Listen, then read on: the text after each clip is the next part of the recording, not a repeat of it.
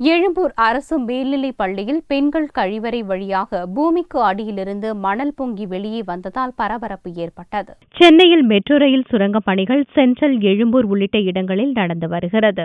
Tunnel என்ற ராட்சத சுரங்கம் தோண்டும் இயந்திரம் மூலம் தரைமட்டத்திலிருந்து 30 மீட்டருக்கு அடியில் இந்த பணி நடக்கிறது.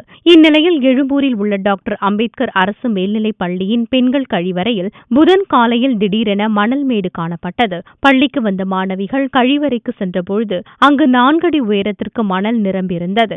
இதை பார்த்து அவர்கள் அதிர்ச்சி அடைந்தனர். இதுகுறித்து பள்ளி தலைமை ஆசிரியர் மெட்ரோ ரயில் அதிகாரிகளுக்கு தகவல் தெரிவித்தார். இதையடுத்து சம்பவ இடத்திற்கு வந்த அதிகாரிகள் ஆய்வு செய்தனர். பள்ளிக்கு அடியில் சுரங்கம் தோண்டும் பணியின் போது மணல் வெளியேறியிருக்கலாம் என்று அதிகாரிகள் தெரிவித்தனர். இதனால் பள்ளிக்கு விடுமுறை விடப்பட்டது.